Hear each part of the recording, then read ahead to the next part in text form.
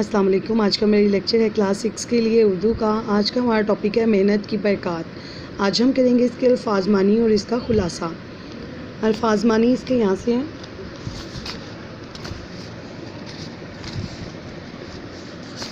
محنت کی برکات کے الفاظ معنی۔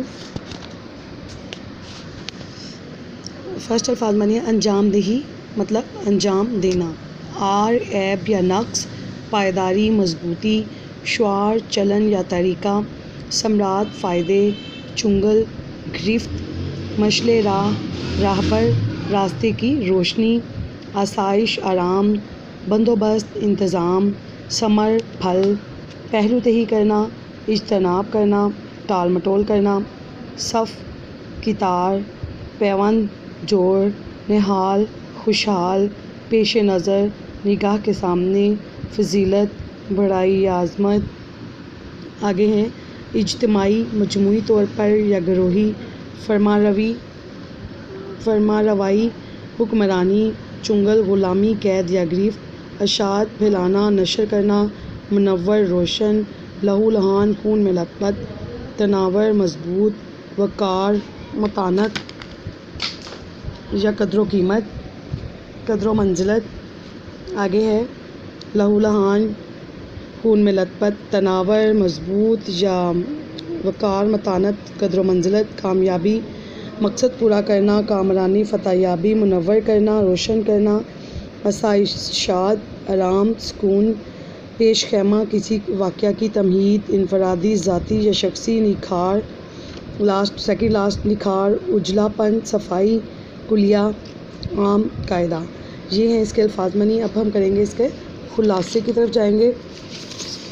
ٹھیک ہے، خلاصہ اس کا محنت کی برکات کا خلاصہ اس طرح سے ہے کہ دنیا میں ہر کام کو انجام دینے کے لیے حرکت طاقت اور قوت کی ضرورت ہوتی ہے، اور کام کی انجام دہی محنت کہلاتی ہے۔ دنیا کی تمام خوبصورتی محنت ہی کی بدولت ہے۔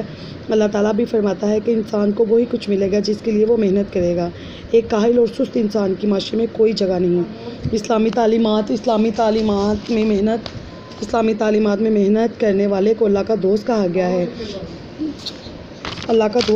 ہے۔ خود نبی کریم صلی اللہ علیہ وسلم اپنے ہاتھ سے کام کرنے میں فخر محسوس کرتے تھے۔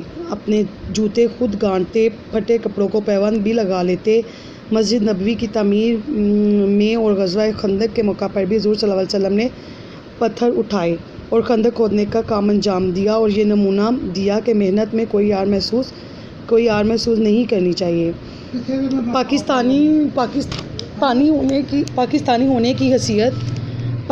ہونے کی حیثیت سے غور کیا جائے تو یہ بات واضح ہوگی کہ قائد اعظم کی رہنمائی میں دیگر شخصیات نے مل کر تحریک پاکستان کے لیے کتنی جد و جہد کی ہے۔ ان شخصیات کی زندگیاں ہمارے لیے مشعل راہ ہیں۔ سر سید احمد خان، قائد اعظم اور علامہ اقبال جیسے عظیم رہنماؤں نے حصول تعلیم اور حصول مقصد کے لیے دن رات محنت کی۔ یہ سب ان کی محنت کا نتیجہ ہے جو آج ہم الگ وطن اور سکھ اور آزادی کا سانس لے رہے ہیں۔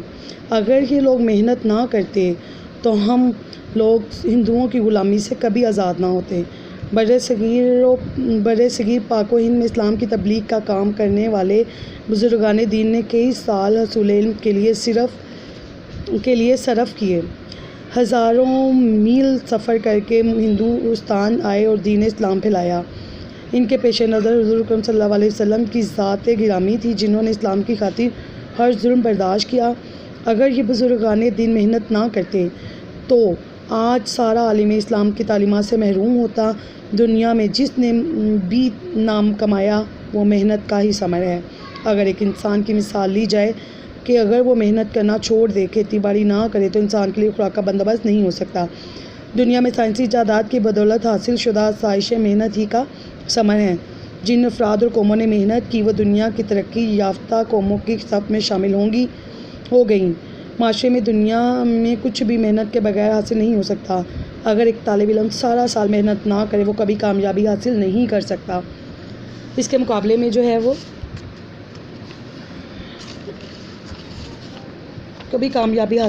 طالب علم کبھی کامیابی حاصل نہیں کر سکتا۔ کامیابی اس کے قدم چومتی ہے۔ دنیا میں کامیابی اور کامرانی، عزت، نام اور شہرت حاصل کرنے کے لیے ہمیں سخت محنت کرنی چاہیے۔ قائد اعظم نے بھی کام اور صرف کام کی نصیحت کی۔ انہوں نے قوم کو کامیابی کا کلیہ یہ بتایا کہ اگر ہمیں مضبوط اور طاقتور قوم بننا ہے تو پھر محنت اور مشقت کو اپنا شعار بنانا ہوگا۔ محنت انسان میں ہمت، حوصلہ اور اعتماد کی قوت پیدا کرتی ہے اور یہ قوت آگے چل کر کامیابی اور کامرانی کا پیش خیمہ بنتی ہے۔ معاشرے میں ہماری حیثیت اور مقام کچھ بھی ہو، ہر سطح پر محنت اور مشقت کو اپنی عادت بنانا چاہیے تاکہ انفرادی اور اجتماعی سطح پر ترقی کر سکیں۔ یہ ہے ہمارا آج کا لیکچر۔ آپ نے کرنا ہے محنت کی برکات کے جو میں نے الفاظ مانی آپ کو ابھی کروائے ہیں وہ الفاظ مانی کرنے ہیں آپ نے، اور یہ جو اس کا محنت کی برکات کا خلاصہ کرنا ہے۔ اللہ حافظ بیٹا، یہ آپ کا آج کا لیکچر۔ اللہ حافظ۔